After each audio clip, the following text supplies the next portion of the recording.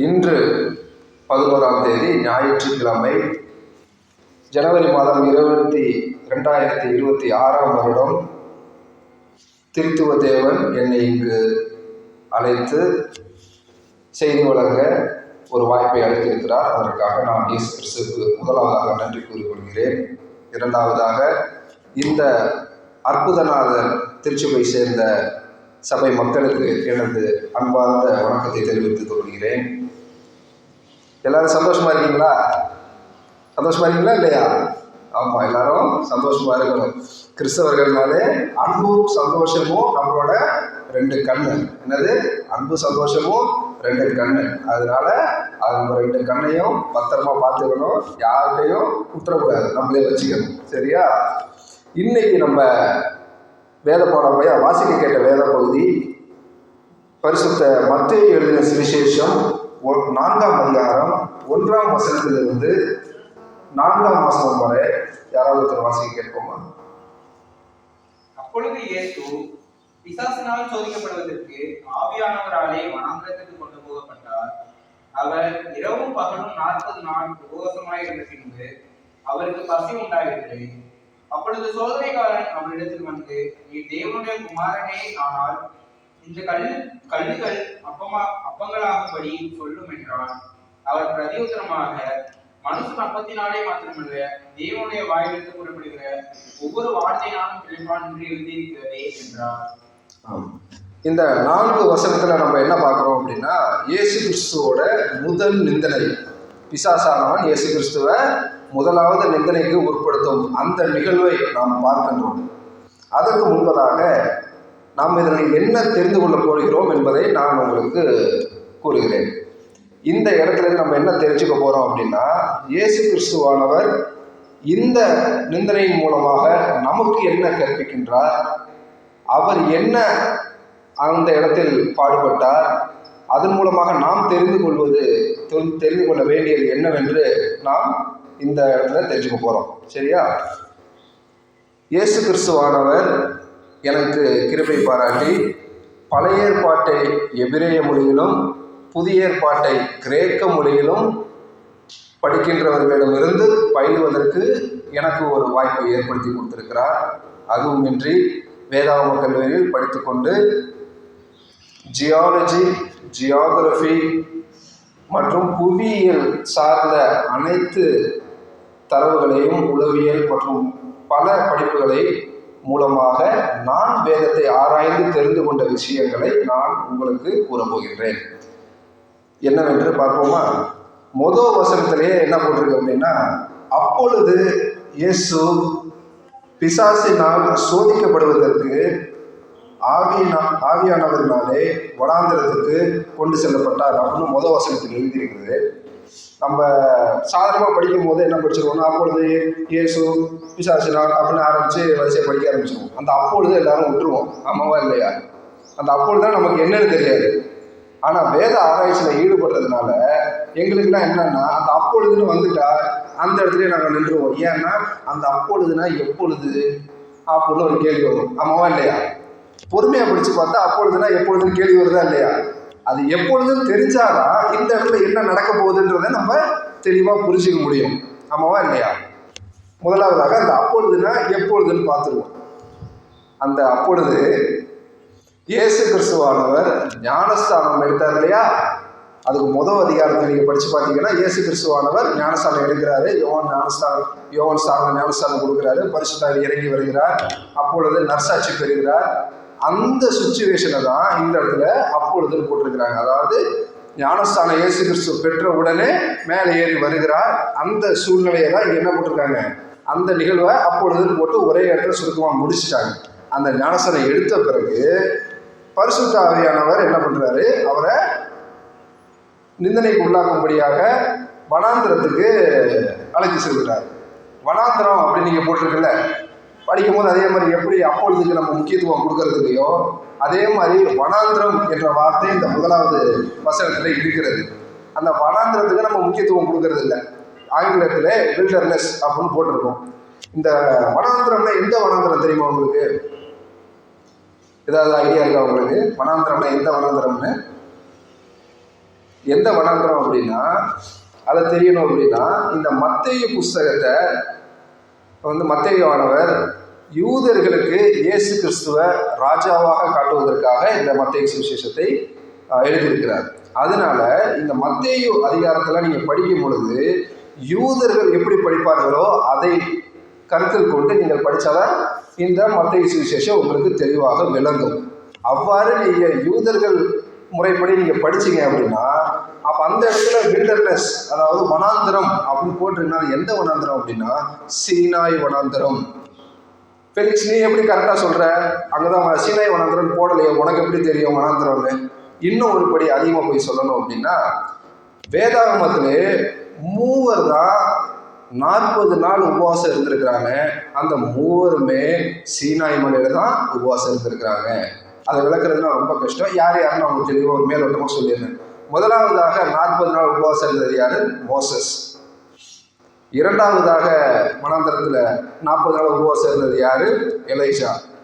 மூன்றாவதாக 40 நாள் உபவாசம் இருந்தது யாரு? ஜீசஸ், இயேசு கிறிஸ்துவானவர். இவர்கள் 3மே வனாந்தரத்தில் 40 நாள் உபவாசம் இருந்தது எந்த இடம்? அந்த சீனாய் வனாந்திரம் தான். இதன் மூலமாக நமக்கு தெளிவாக தெரிகிறது அந்த வனாந்திரம் சீனாய் வனாந்திரம் என்று.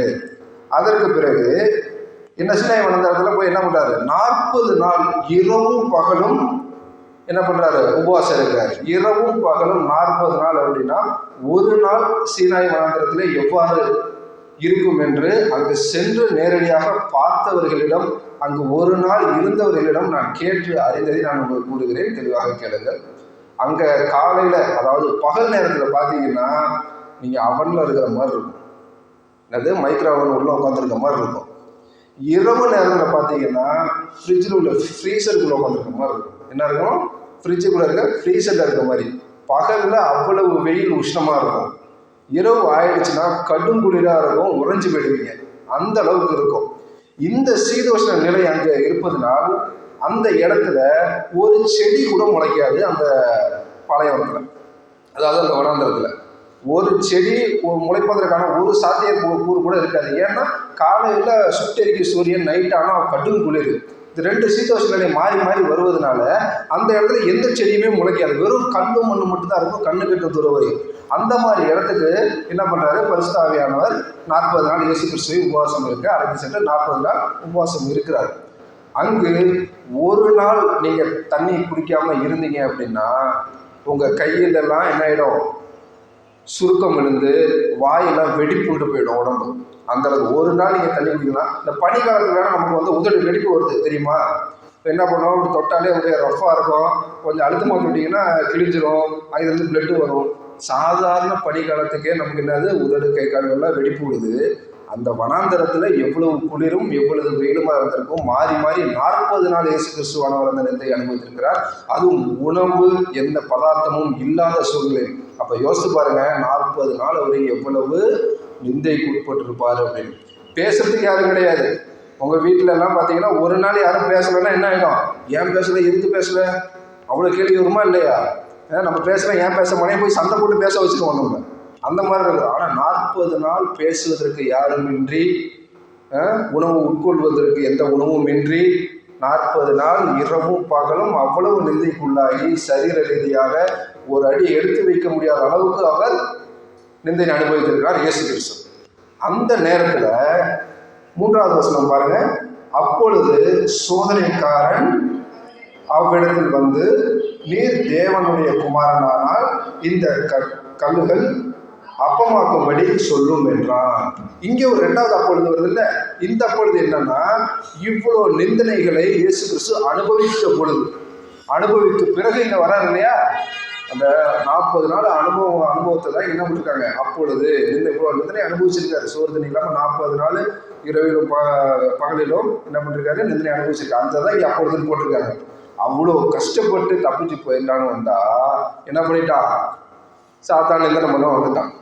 அப்போ இதுலேருந்து என்ன தெரியுது? நீங்கள் நல்லா இருக்கப்போ என்னைக்குமே சாத்தாவங்க கிட்ட நெருங்க மாட்டான்.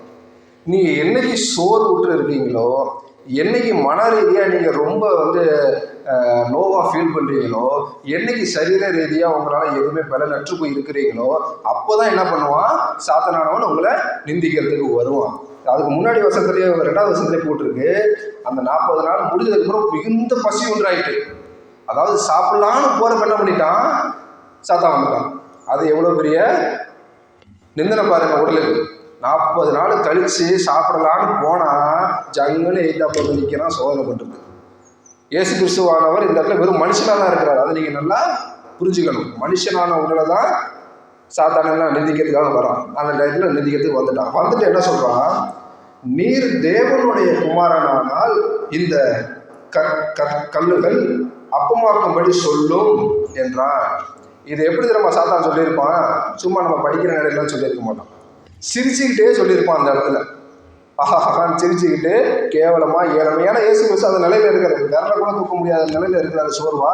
அந்த நேரத்தில் இவனால் என்ன பண்ணிட முடியுங்கிற ஒரு ஆணவத்தில் அகம்பாவத்தில் சிரிச்சுக்கிட்டே வேண்டாம் இந்த கல்லை அப்பமாக்கு பார்ப்போம், அதை சாப்பிட பார்ப்போம், அந்த நிலையில் சொல்கிறான்.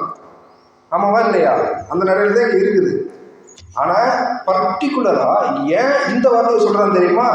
நீர் தேவனுடைய குமாரனானா, ஏன் இந்த வார்த்தையை சொல்லி நீங்கள் வந்து கல்லை வந்து அப்பமாக்குங்க அப்படின்னு சொல்கிறான் அப்படின்னா, இதை எப்படி புரிஞ்சுக்கணும் அப்படின்னா, முதல் அதிகாரத்துக்கு போனீங்க அப்படின்னா அந்த ஞானஸ்தானம் எடுக்கிறாரா ஏசப்பா. ஞானஸ்தானம் எடுக்கும் போது ஒரு சர்டிஃபிகேட் வாங்குறாரு இயேசு கிறிஸ்து. யாருக்கிட்ட சர்டிஃபிகேட் வாங்குறாரு? பிதா கிட்ட. அது எந்த இடத்துல இருக்கு? லூக்கா 3ஆம் அதிகாரம் எடுங்க. லூக்கா 3ஆம் அதிகாரம் 22வது வசனம் படிங்க.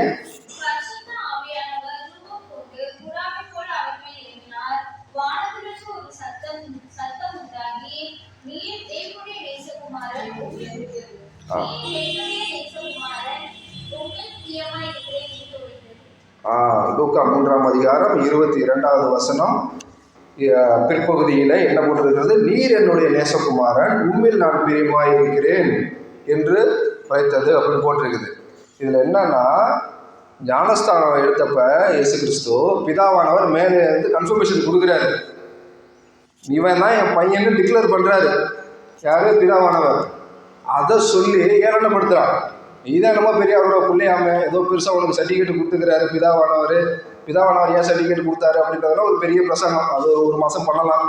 நசரேயனாகிய இயேசு கிறிஸ்து வந்து இப்படி வந்து சர்டிஃபிகேட் வாங்கினாருங்கிறத வந்து அந்த 12 வருடங்கள் அதெல்லாம் நிறைய இருக்குது. அதெல்லாம் இன்னும் நிறைய சொல்கிறேன், டைம் ஆகிடும். அதனால நான் மேலோட்டமாக சொல்கிறேன். பிதாவானவர் சொன்ன அதே வாக்கியத்தை எடுத்து நம்மலாம் வந்து இங்கே ஒரு பழமொழி சொல்லுவோம்ல, தீயினால் சுட்ட பொண்ணு உள்ளாரும் மாறாதே நாவினால் சுட்டவருங்கிற மாதிரி என்ன பண்ணுறான், அவரோட சரீரத்தை தாக்கும் போது பிதாவானவர் சொன்ன அதே வார்த்தையை சொல்லி தாக்குறான். பிதாவானவர் சொல்லியிருக்காருல ரொம்ப புல்லன்னு, அப்போ நீ அவருக்கு புல்லன்னு என்ன பண்ண, இந்த கல்லை நீ அப்பமாக்கு அப்படின்னு சொல்கிறான். எவ்வளோ பெரிய நிந்தனை பாருங்க அவருக்கு, இயேசு கிறிஸ்துவுக்கு. அதுக்கு இயேசு கிறிஸ்து அந்த சாத்தானை எப்படி மேற்கொள்றாரு பாருங்க. 4வது வசனம் பாருங்க. அவர் பிரதி உத்தரமாக, மனுஷன் அப்பத்தினாலே மாத்திரமல்ல தேவனுடைய வாயிலிருந்து புறப்படுகிற ஒவ்வொரு வார்த்தையினாலும் பிழைப்பான் என்று எழுதியிருக்கிறதே என்றார். என்ன பண்ற? எழுதியிருக்கிறதே என்றார். இவரா தானா சொல்லல, இந்த வார்த்தையை எழுதியிருக்கிறதே என்று சொல்கிறார். எழுதியிருக்கிறதுனா எங்க எழுதியிருக்கு தெரியுமா? வேதாகமத்தில் இந்த வசனம் எங்க எழுதியிருக்கு தெரியுமா? எடுங்க, உபாகமம் 8ஆம் அதிகாரம் 3வது வசனம். உபாகமம் 8ஆம் அதிகாரம் 3வது வசனம் படிங்க. அவர் உன்னை சிறுமைப்படுத்தி உன்னை பசியினால் வருத்தி, மனுஷன் அப்பத்தினால் மாத்திரமல்ல கர்த்தருடைய வாயிலிருந்து புறப்படுகிற ஒவ்வொரு வார்த்தையினாலும் பிழைப்பான். ஆமென். பார்த்தீங்களா? எங்க இருந்து சொல்றாரு? உபாகமத்தில் இருக்கிற அதே வசனத்தை எடுத்து கர்த்தர் என்ன பண்றாரு, அவங்ககிட்ட சொல்றாரு, நீ என்ன சொன்னாலும் சரி, எனக்கு என்ன பண்ணணும்னு தெரியும். நீ சொல்லி நான் அப்பத்தை கல்லை வந்து அப்பமா மாற்றி சாப்பிடுங்கிற சூழ்நிலை எனக்கு கிடையாது. தேவனுடைய வார்த்தையினால பிழைப்பான் எழுதியிருக்கிறது. நான் அதை நம்பியிருக்கிறேன், அதை நான் விசுவாசிக்கிறேன், அதனால் நான் பிழைப்பேன் அப்படின்னு சொல்றாரு. இந்த ஒரு 4 வசனத்துல எவ்வளோ பெரிய கருவூரில் கடவுள் வைத்திருக்காரு பார்த்தீங்களா? இதை இன்னும் விளக்கணும் அப்படின்னா நான் விளக்கிக்கிட்டே போவேன். நேரமின்மை காரணமாக சுருக்கமாக நான் உங்களுக்கு சொல்லிக் கொண்டு போகிறேன் இந்த 4 வசனத்தை.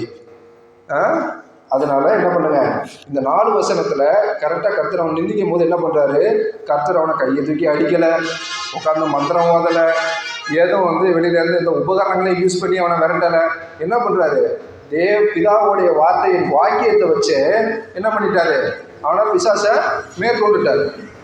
இதுல இருந்து நம்ம என்ன கத்துக்கணும் அப்படின்னா, நம்ம பலவீனமான நேரத்துல பிசாசானவன் நமக்கு நிந்தனையை கொடுக்கும்போது, உடல் ரீதியா நம்ம சோர்வா இருக்கும்போது பிசாசானவன் நமக்கு நிந்தனை கொடுக்கும்போது நம்ம என்ன பண்ணணும் அப்படின்னா, உலக பிரகாரமான காரியங்கள்ல சொல்யூஷன் தேடி ஓடக்கூடாது. வேத வாக்கியத்தினால் பிழைப்பான்னு எப்படி போட்டிருக்கதோ அதே மாதிரி நம்ம என்ன பண்ணணும், வேத வசனத்தை மேற்கொண்டு நாம் பிசாசை மேற்கொள்ள வேண்டுமே தவிர, உலக பிரகாரமாக நம்ம அங்க ஓடுனா அவர் பிசாசை விரட்டிடுவாரு, இங்கே ஓடுனா இவர் நல்ல ட்ரீட்மெண்ட் கொடுப்பாரு, இப்படிலாம் நம்ம யோசிக்க கூடாது. முதல்ல நமக்கு வர வேண்டிய என்னன்னா, தேவனுடைய வார்த்தையை நம்ம தேடணும். தேவனுடைய வார்த்தை நமக்கு மனதுக்கு ஆறுதலாக இருக்கும் பொழுது நமது சரீரம் தானாகவே தேற்றுதல் அடையும். இது சத்தியம். இயேசு கிறிஸ்துவானவர் அதுக்கு வல்லவராக இருக்கிறார். ஆனா இந்த காலத்துலலாம் என்ன பண்றாங்க, பிசாசை விரட்டணும்னா ஆச்சா பூச்சான்னு கத்தி இயேசுவின் ரத்தம் ஜெயம் மதன் கத்துறாங்க, இப்படி கத்துறாங்க, அப்படி கத்துறாங்க, அதுக்கப்புறம் தான் பிசாசை ஓட்டுறாங்க. ஆனா இயேசு கிறிஸ்து என்ன பண்றாரு, சத்தம் போடல, குதிக்கல, ஒன்றும் பண்ணல, சைலண்டா என்ன பண்றாரு, பிதாவோட வார்த்தைய உபாகமத்திலேருந்து எடுத்து மேற்கோள் காட்டி அவன் என்ன பண்ணிட்டாரு, அந்த நிந்தனையிலேருந்து தப்பிச்சிட்டாரு. இதே மாதிரி இந்த பேசேஜ்லேயே அந்த 11ஆம் வசனம் வரைக்கும் பார்த்தீங்க அப்படின்னா 3 விதமான நிந்தனையை என்ன பண்றான், பிசாசானவன் இயேசு கிறிஸ்துவ கொடுக்குறான். நம்ம உடல் எதனால ஆயிருக்கு, ஆவி, ஆத்மா, சரீரம், ஆமாவா இல்லையா? இந்த 3 நாளையும் நம்ம உடல் ஆயிருக்கு. அதே மாதிரி சாத்தான் நம்ம சோர்வுற்ற நிலையில இருக்கும் பொழுது 3 விதமாக நம்மளை நிந்திப்பான். அது முதலாவது இந்த சரீரத்தை நிந்திக்கிறான். அந்த பாகத்தை தான் நம்ம என்ன பண்ணோம், இப்ப நம்ம பார்த்தோம் அந்த முதல் 4 வசனத்துல. இன்னும் வருகிற காலங்களில் நம்ம என்ன பண்ணுவோம், மற்ற 2 நிந்தனைகளிலிருந்து இயேசு எவ்வாறு மேற்கொண்டார் அப்படிங்கிறத நம்ம கற்றுக்குவோம். இன்றைக்கு நம்ம என்ன தெரிஞ்சுக்கிட்டோம் அப்படின்னா, நம்ம பலவீனமாக இருக்கிற சூழ்நிலையில் பிசாசானவன் நம்மளிடையே எந்த சித்து விளையாட்டு பண்ணாலும் நம்ம என்ன பண்ணணும், வேத வாக்கியத்தை வைத்து, வேத விளக்க உரையை வைத்து அவனை விரட்டி அடிக்கணும். இதை நம்ம நல்லா தெரிஞ்சுக்கிட்டோம். உலக பிரகாரமான காரியங்களுக்கு நாம் தேடி ஓடாமல் என்ன பண்ணணும், வேதத்திலே நாம் வேரூன்றி இருக்க வேண்டும் என்பதை நாம் இன்று கற்றுக்கொண்டோம். அதற்காக நாம் கர்த்தரை ஸ்தோத்திரிப்போம். ஜெபம் செய்வோமா? கிருபை நிறைந்த பரம தந்தையே, பிதாவே, பரிசுத்த ஆவியே, நீர் எங்களுக்கு அநேக காரியங்களை அநேக நேரங்களை வித்தியாசமாக கற்றுக் கொடுக்கின்றீர். அதுக்காக உங்களுக்கு நன்றி கர்த்தாவே. நாங்கள் இன்னைக்கு இந்த நேரத்தில் கற்றுக்கொண்ட இந்த வேத வசனத்தையும் விளக்க உரையையும் அதிலிருந்து நாங்கள் தெரிந்து கொண்ட நற்செய்தியையும் நீர் எங்களுக்கு பிரயோகப்படுத்த எங்களுக்கு கிருபை தாருங்க ஆண்டவரே. அனுதினமும் உமது வாக்கியத்தில் நாங்கள் நிலைத்து நிற்க எந்தவித அசுத்த ஆவிகளும் எங்களை அண்டாதபடிக்கு நீர் எங்களை அரவணைத்து காத்துக்கொள்ளும் ஆண்டவரே. இயேசுவின் மூலம் ஜெபிக்கிறோம் நல்ல பிதாவே. ஆமேன்.